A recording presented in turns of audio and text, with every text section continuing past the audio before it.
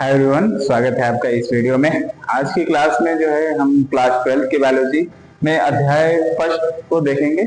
इसमें जो है हमें पढ़ना है जीवों में जनन, रिप्रोडक्शन इन ऑर्गेनिज्म। आज की क्लास में जो है इन इससे संबंधित जितने भी टॉपिक्स दिए गए हैं उनको कवर किया जाएगा और जितने भी अध्याय हैं उनको सीक्वेंस बाय सीक्वेंस जो है एक एक वीडियो की श्रृंखला की मदद से जो है आपको प्रोवाइड कराते जाएंगे। ठीक है, तो आज की क्लास शुरू करते हैं। इसमें हमें पहला टॉपिक पढ़ना है जीवन काल। जीवन क्या क्या है, लाइफ स्पान क्या है। तो जितने भी पृथ्वी पर जीव हैं उनकी कुछ न कुछ जो है आयु सीमा निर्धारित है। प्राकृतिक आयु सीमा निर्धारित है, प्राकृतिक मृत्यु जो है निश्चित है। क्योंकि जो है जीव जो है जन्म लेता है, जन्म से लेकर उसके जो है प्राकृतिक मृत्यु तक के समय को ही क्या बोला जाता है, जीवन काल। जीव जो है, जीव के जन्म से लेकर उसके प्राकृतिक मृत्यु तक के समय को जीवन काल कहा जाता है। जीवन काल कहा जाता है। पृथ्वी पर जितने भी जीव हैं वो अमर नहीं है। पृथ्वी पर सभी जीव जन्म लेते हैं। जन्म लेने के पश्चात जैसे मानव मनुष्य जो है, मनुष्य की आयु सीमा एक निर्धारित है। जैसे 70 से 75 वर्ष जो है मनुष्य की आयु सीमा होती है। इसमें क्या होता है, मनुष्य जन्म लेता है, जन्म लेने के बाद शैशवावस्था, शैशवावस्था से बाल्यावस्था, बाल्यावस्था से किशोरावस्था, किशोरावस्था में जो है अपने समान वो संतति को जन्म देता है। उसके पश्चात वो प्रौढ़ावस्था के बाद जो है वृद्धावस्था, वृद्धावस्था के बाद जो है उसकी एक प्राकृतिक मृत्यु हो जाती है।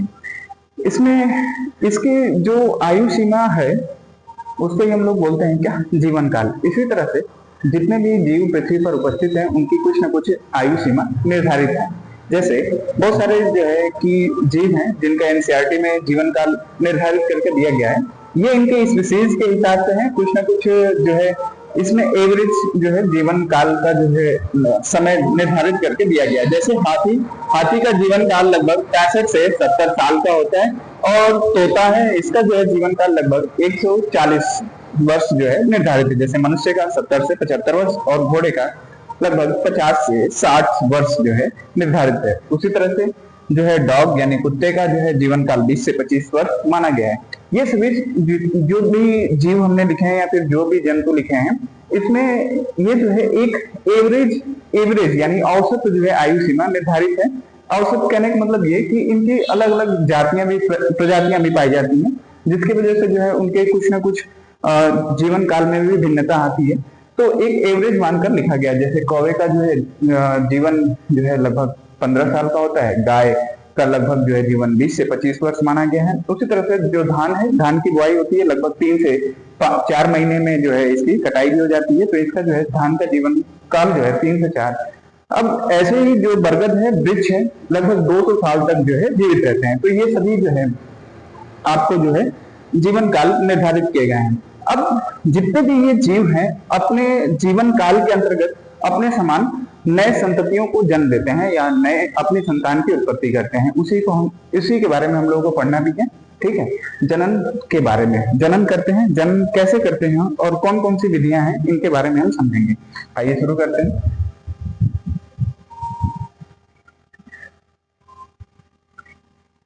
इसमें पहला टॉपिक हमने पढ़ना है जनन। ठीक है, जनन क्या होता है? जनन यानी रिप्रोडक्शन, जनन रिप्रोडक्शन। जनन क्या है? अपने समान जो जितने भी जीव हैं अपने समान जो है संतान की उत्पत्ति करना ही क्या कहलाता है? जनन। अपने समान संतान उत्पत्ति करना ही क्या कहलाता है? जनन कहलाता है। जितने भी जीव पृथ्वी पर जन्म लेते हैं वो अपने समान नए अपने समान जो है संतान की उत्पत्ति करते हैं। इसी को जो है हम लोग क्या कहते हैं? जनन कहते हैं। जनन क्यों करते हैं? तो जीवन की निरंतरता को बनाए रखने के लिए, है ना। जीवन की निरंतरता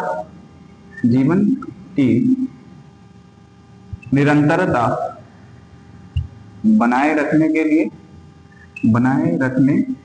के लिए जीव जनन करते हैं। जीव जनन करते हैं। ठीक है, अब इसी प्रजनन की प्रक्रिया के आधार पर, प्रजनन की प्रक्रिया के आधार पर, ठीक है, प्रजनन की प्रक्रिया के आधार पर,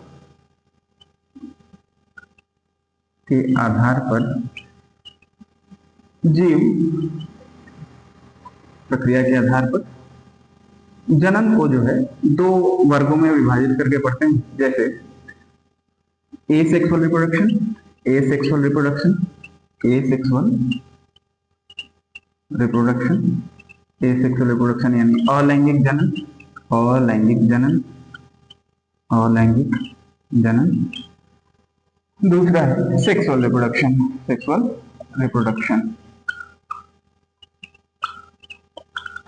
लैंगिक जनन, लैंगिक जनन।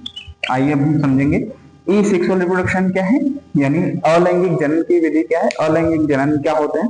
तो अलैंगिक जनन की विधि में इसमें एक ही जनक जो है पार्टिसिपेट करते हैं, इसमें दो जनक पार्टिसिपेट नहीं करते हैं। कहने का मतलब ये है कि किसी भी लैंगिक अंगों की आवश्यकता इसमें नहीं होती है। अलैंगिक जनन की विधि में, अलैंगिक जनन की विधि में किसी भी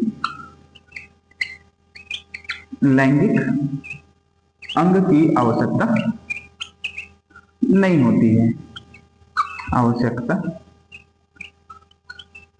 नहीं होती है।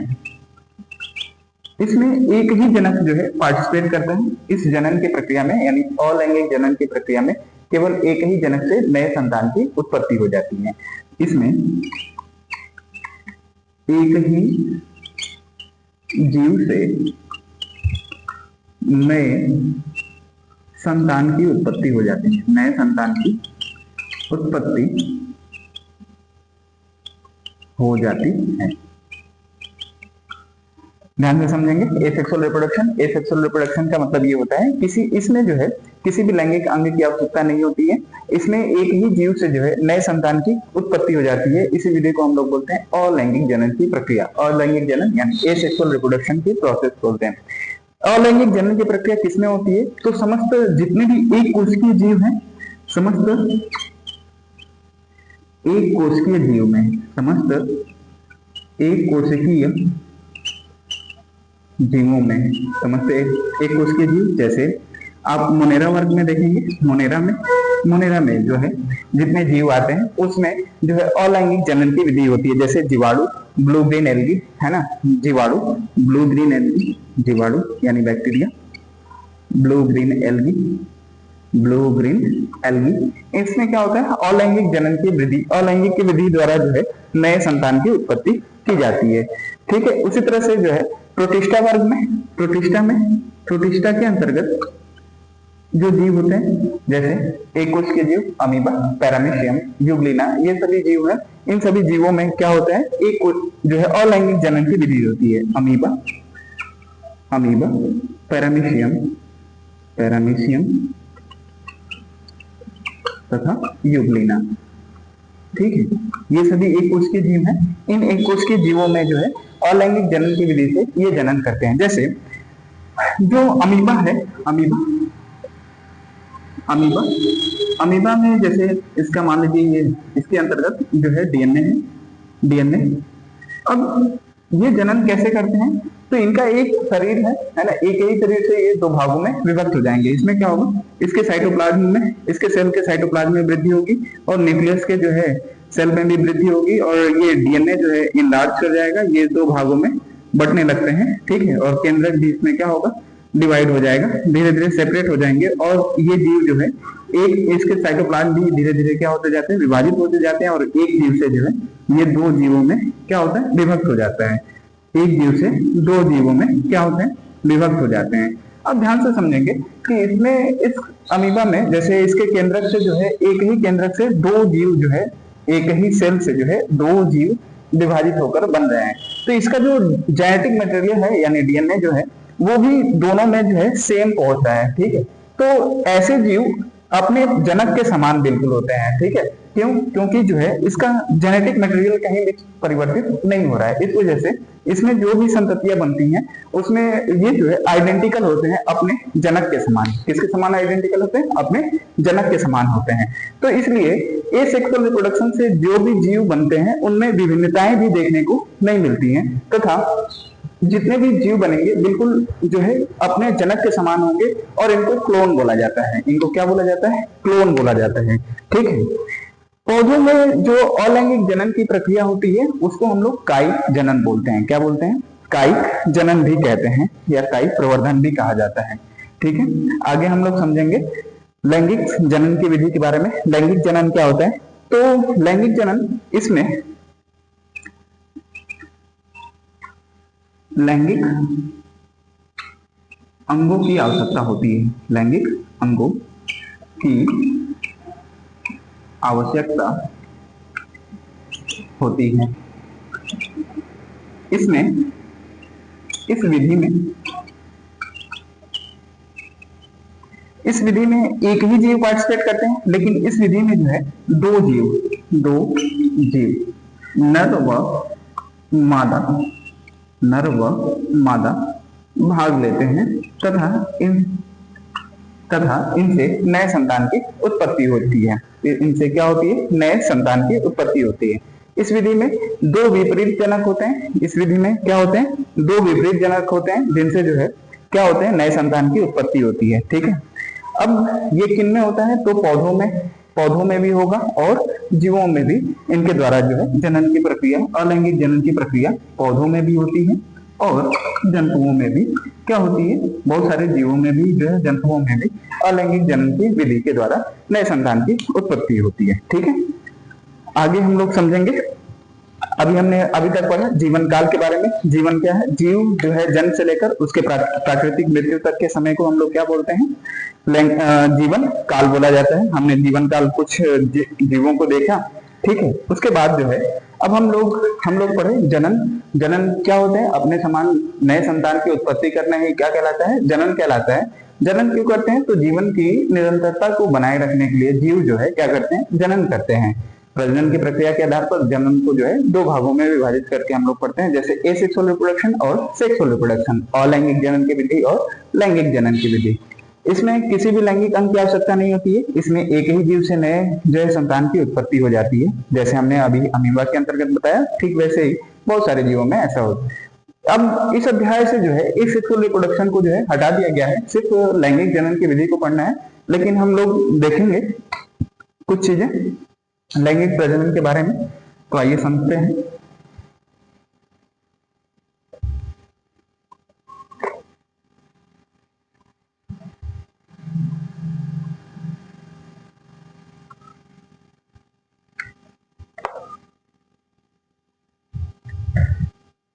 लैंगिक जनन, ठीक है।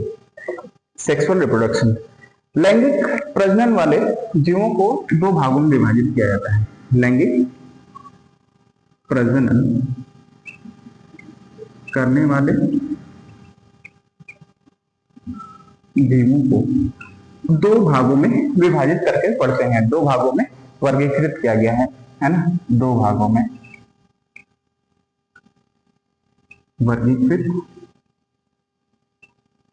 किया गया है। ध्यान समझेंगे दो भागों में कौन कौन से। तो कुछ जीव ऐसे होते हैं जो, जैसे पहला इसमें है सतत यानी कॉन्टिन्यूअस। ध्यान समझेंगे इस बात को। सतत का मतलब क्या हुआ? कंटिन्यूअस। ऐसे जीव जिनमें लैंगिक प्रजनन जो है हमेशा हो सकता है। ऐसे जीव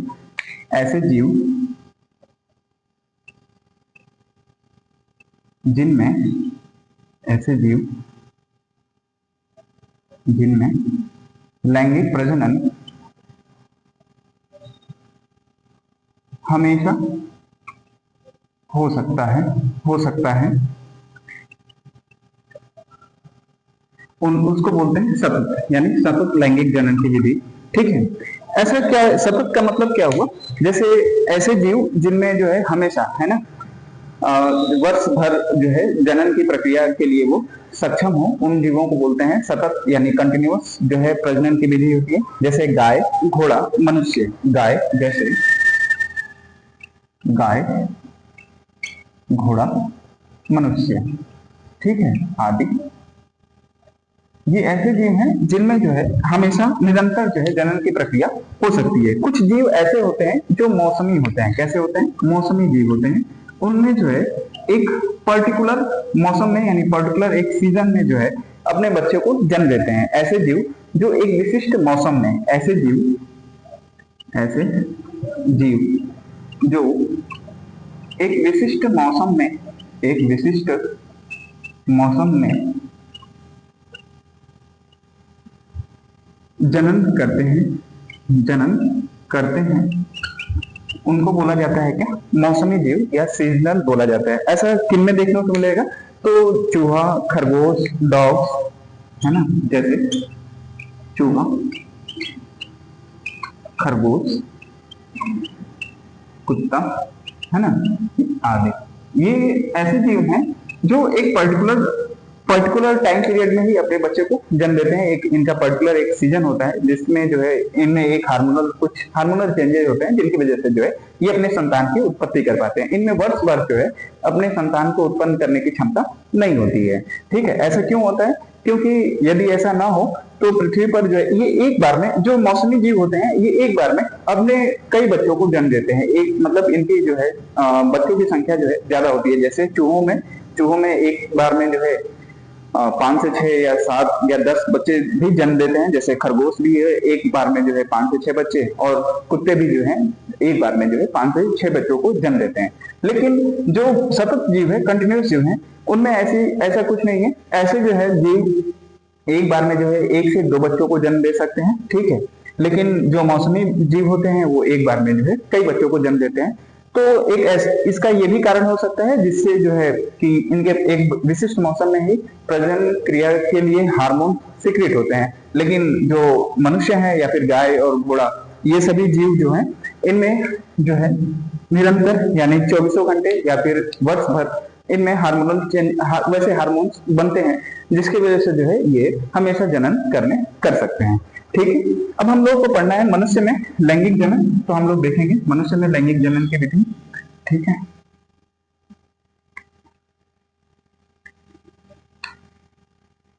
समझते चलिएगा हर एक टॉपिक को ध्यान से बिल्कुल। मनुष्य में लैंगिक जनन, मनुष्य में लैंगिक जनन।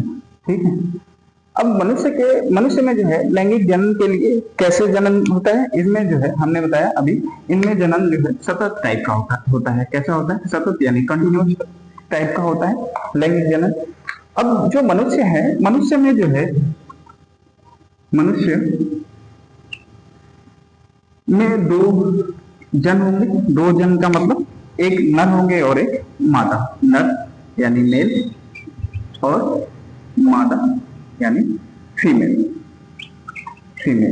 अब ध्यान से समझेंगे कि इनमें जो है जनन की प्रक्रिया, लैंगिक जनन की प्रक्रिया कैसे होती है। तो मेल में जो है एक प्राथमिक लैंगिक अंग होता है। प्राथमिक लैंगिक अंग, प्राथमिक लैंगिक अंग, primary sex organ, primary sex organ के रूप में मनुष्य में यानी मनुष्य में जो है नर में वृषण पाए जाते हैं यानी टेस्टिस पाए जाते हैं। ये जो है एक जोड़ी होते हैं। कितने होते हैं? एक जोड़ी होते हैं। 1 पेयर में जो है उपस्थित होते हैं मनुष्यों में। अब जो मनुष्य है, मनुष्यों में ये जो वृषण है, वृषण के अंतर्गत जो है 2 चीजें पाई जाएंगी। ये वृषण जो है कहाँ पर स्थित होते हैं? तो वृषण जो है वृषण कोष में उपस्थित होता है। वृषण कोष, है ना, वृषण कोष यानी स्क्रोटल सैक में उपस्थित होते हैं। ये शरीर के बाहर होते हैं। ये कहाँ पे होते हैं? तो शरीर के बाहर उपस्थित होते हैं। ठीक है, और इसमें जो है इससे दो तरह की चीजें बनेंगी। इसमें कुछ हार्मोन्स बनते हैं और इसके अंतर्गत ही जो है शुक्राणु यानी शुक्राणु यानी स्पर्म। ठीक है, स्पर्म का फॉर्मेशन होता है। अब ध्यान से समझिएगा इसमें कौन से हार्मोन बनते हैं। तो इसमें उम्र के अवस्था के हिसाब से लगभग जब बालक किशोरावस्था में पहुंचते हैं, लगभग 14 से 15 वर्ष की अवस्था में, 14 से 15 वर्ष की अवस्था में, 14 से 15 वर्ष की अवस्था में इनमें हार्मोनल चेंजेस होते हैं, जिनकी वजह से जो है इनके प्राथमिक लैंगिक द्वितीयक लैंगिक लक्षणों का विकास होता है। इन द्वितीयक लैंगिक लक्षणों को विकास के लिए इसके वृषण से जो है टेस्टोस्टेरोन हार्मोन सिक्रेट होता है। टेस्टोस्टेरोन कौन सा हार्मोन सिक्रेट होता है? टेस्टोस्टेरोन हार्मोन सिक्रेट होता है, जिससे बालकों में द्वितीयक लैंगिक लक्षण है ना, द्वितीयक लैंगिक लक्षण उत्पन्न होते हैं। Secondary sexual character, secondary sexual character है ना।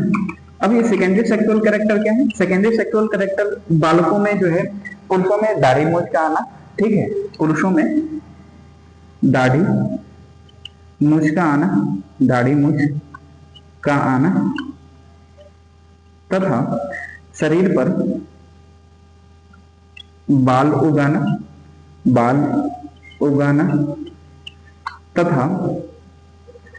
तथा आवाज में भारीपन होना, तथा आवाज में भारीपन आना, ये सभी जो है लक्षण क्या कहलाते हैं?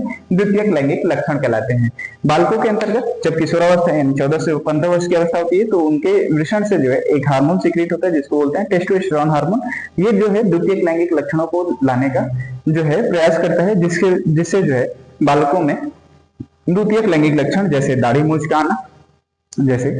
का आना तथा उनके शरीर पर बाल उगाना तथा उनके आवाज में भारीपन होना, ठीक है, ये सभी लक्षण होते हैं द्वितीयक लैंगिक लक्षण पुरुषों के अंतर्गत, ठीक है। अब ये जो है अगर इस हार्मोन्स की कमी हो जाए किसी पुरुष में, यदि इस हार्मोन्स की कमी हो जाए, तो इस हार्मोन्स की कमी से जो है नपुंसकता होती है, ठीक है। इस हार्मोन की कमी से कमी हो जाए किसी पुरुष में, तो उनमें जो है जन्म करने योग्य वो नहीं रहते हैं, उनको बोला जाता है उनको बोलेंगे नपुंसकता, ठीक है। समझ में आ रहा है? ठीक है, आगे चलते हैं। अब इसी तरह से जो फीमेल है, फीमेल में भी प्राथमिक लैंगिक अंग के रूप में, फीमेल के अंतर्गत प्राथमिक लैंगिक अंग के रूप में, प्राथमिक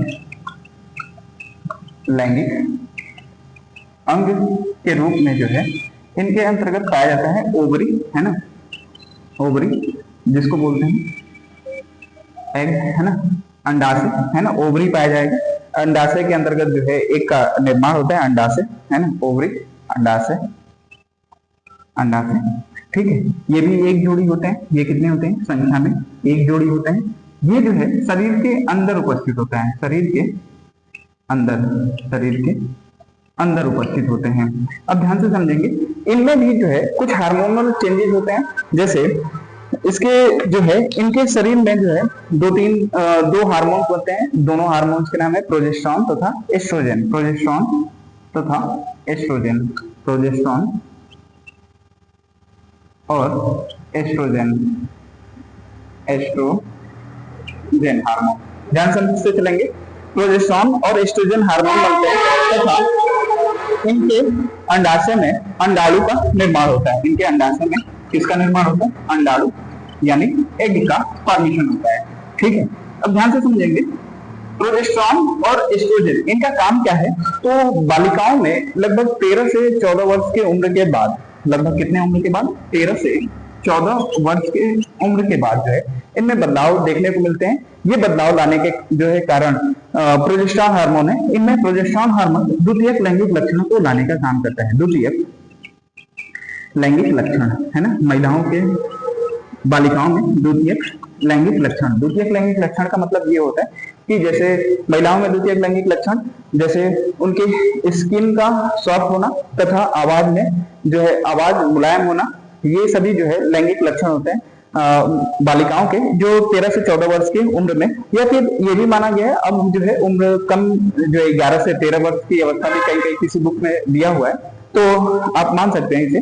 और जो प्रोजेस्टेरॉन और एस्ट्रोजन हार्मोन है, इस अवस्था में लगभग 13 से 14 वर्ष की अवस्था में अब एक चक्र स्टार्ट करते हैं जिसको बोलते हैं हम लोग मेंस्ट्रुअल साइकिल। क्या बोलते हैं? Menstrual cycle. ठीक है, जो ये एस्ट्रोजन और प्रोजेस्टेरोन हार्मोन मिलकर सिक्रेट करते हैं। अब इनमें जो है इस दौरान अब एग का फॉर्मेशन होता है, इनके बॉडी में एग का फॉर्मेशन होता है, जो एक चक्र में एक बार में एक एग बनते हैं। ठीक है, कितने बनते हैं? एक बार में एक एग का निर्माण होता है।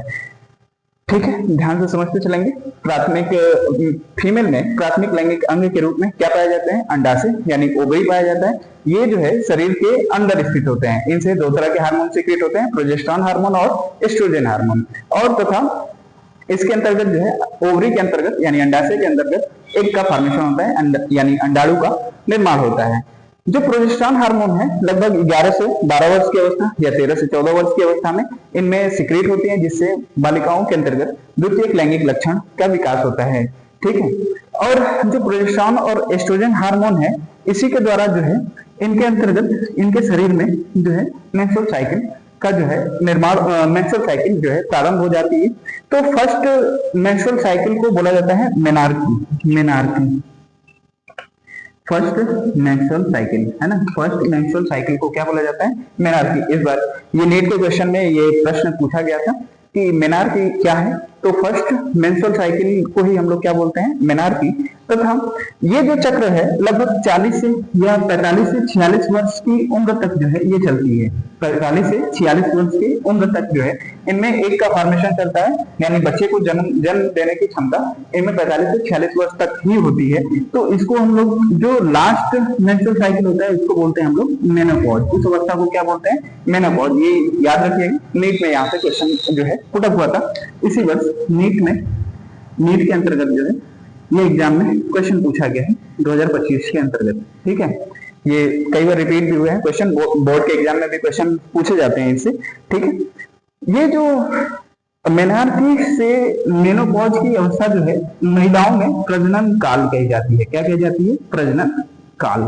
ठीक है, याद रखिएगा इसको, ये प्रजनन काल कही जाती है। मेनोपॉज के बाद जो है महिलाओं में जो है ये बच्चों को जन्म देने योग्य नहीं रहते हैं। इनमें बच्चों को जन्म देने की योग्यता जो है क्या होती है? समाप्त हो जाती है। अब ध्यान से समझेंगे, ये जो हम लोग डर में पढ़ रहे थे प्राथमिक लैंगिक अंग के रूप में वृषण पाए जाते हैं।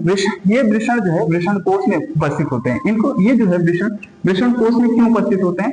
क्योंकि जो शुक्राणु है स्पर्म है इसके फॉर्मेशन के लिए जो है शरीर के तापमान यानी 37 डिग्री सेल्सियस से कम तापमान की जरूरत होती है, यानी 2 से 3 डिग्री सेल्सियस कम होती है। 34 से 35 डिग्री सेल्सियस पे जो है शुक्राणु का फॉर्मेशन हो पाता है। इस वजह से जो है इसको जो है शरीर से बाहर स्थित है। ये जो वृषण है वृषण कोष में जन्म के कुछ समय पश्चात, जन्म से जो है कुछ समय पहले जो है वृषण कोष में जो है इसको भेजा जाता है। ठीक है, इस बात को भी समझते चलिएगा। ठीक है, आज के लेक्चर में हम लोग जो है जनन के बारे में पढ़े, जनन क्या है, इन सभी चीजों को देखें। तो आप हेडिंग देंगे जनन काल, तो जनन काल देंगे। जनन काल में आप लोग लिखेंगे जीव का, ध्यान समझते चलिएगा, एक एक चीजों को लिखते चलेंगे सभी लोग। जीवन काल, जीवन काल क्या है? तो जीव का जन्म से लेकर उसकी प्राकृतिक मृत्यु तक का समय, जीव का जन्म से लेकर उसके प्राकृतिक मृत्यु तक का समय जीवन काल कहलाता है। प्रत्येक जीव का जीवन काल अलग अलग होता है। प्रत्येक जीव का जीवन काल अलग अलग होता है। जैसे मनुष्य एक जीव है, जैसे मनुष्य एक जीव है जिसका जीवन काल लगभग 70 से 75 वर्ष होता है। ठीक है, आगे हेडिंग देंगे आप लोग जनन। इसके अंतर्गत आप लोग देंगे जनन यानी रिप्रोडक्शन। जनन का अर्थ है अपने समान संतान उत्पन्न करना। जनन का अर्थ है अपने समान संतान का उत्पन्न करना। ठीक है, आगे लिखेंगे पृथ्वी पर कोई भी जीव, पृथ्वी पर कोई भी जीव अमर नहीं है। अतः पृथ्वी पर जीवों की जातियों, अतः पृथ्वी पर जीवों की जातियों को बनाए रखने के लिए, पृथ्वी पर जीवों की जातियों को बनाए रखने के लिए जनन एक आवश्यक प्रक्रम है। जनन एक आवश्यक प्रक्रम है।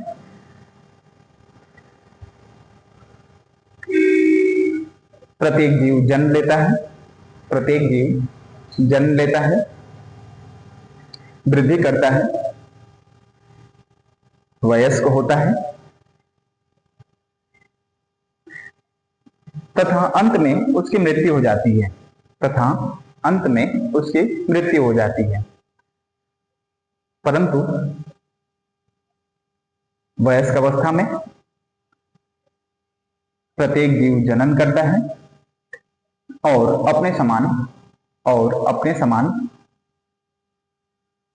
नए संतान को जन्म देता है, जिससे अपने समान नए संतान को जन्म देता है, जिससे उसके जाति की निरंतरता बनी रहती है। ठीक है, अब हेडिंग देंगे जनन की विधियां। हेडिंग दीजिए जनन की विधियां। जनन की विधियों में आप जो है लिखेंगे जनन में भाग लेने वाले, जनन में भाग लेने वाले जनकों के आधार पर, जनन में भाग लेने वाले जनकों के संख्या के आधार पर, जनकों के संख्या के आधार पर जनन दो वर्गों में वर्गीकृत किया गया है। जनन दो वर्गों में वर्गीकृत किया गया है। पहला लिखेंगे एसेक्सुअल रिप्रोडक्शन, अलैंगिक जनन। दूसरा लिखेंगे लैंगिक जनन, सेक्सुअल रिप्रोडक्शन। ठीक है, अब पहली हेडिंग देंगे अलैंगिक जनन यानी सेक्सुअल रिप्रोडक्शन, एसेक्सुअल रिप्रोडक्शन। इसमें लिखेंगे अलैंगिक जनन, अलैंगिक जनन में केवल, अलैंगिक जनन में केवल एक ही जनक भाग लेता है। अलैंगिक जनन में केवल एक ही जनक भाग लेता है, अतः केवल एक ही जीव का, अतः केवल एक ही जीव का आनुवांशिक पदार्थ, अतः केवल एक ही जीव का आनुवांशिक पदार्थ स्थानांतरित होता है, स्थानांतरित होता है। इसी कारण संतान, इसी कारण संतान अपने जनक के बिल्कुल समान होते हैं, अपने जनक के बिल्कुल समान होता है।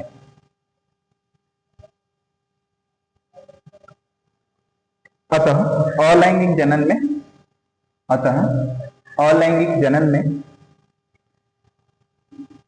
अतः अलैंगिक जनन में उत्पन्न संतान को क्लोन कहा जाता है, को क्लोन कहा जाता है, क्लोन, क्लोन कहा जाता है।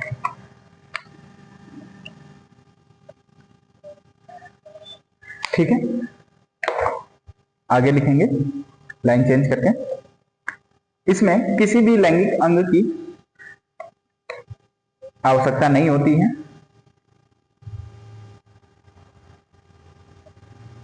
इसमें किसी भी लैंगिक अंग की आवश्यकता नहीं होती है। एक ही जीव से नए जीव का निर्माण हो जाता है। उदाहरण लिखेंगे जैसे मोनेरा में, इसके अंतर्गत आएंगे जीवाणु, blue green algae, blue green algae, mycoplasma. Protista के अंतर्गत लिखेंगे amoeba, paramecium, Euglena, amoeba, paramecium, Euglena आदि। अब हेडिंग देंगे, दूसरी हेडिंग देंगे एसेक्सुअल रिप्रोडक्शन। एसेक्सुअल रिप्रोडक्शन, ठीक है, एसेक्सुअल रिप्रोडक्शन लिखेंगे इसमें।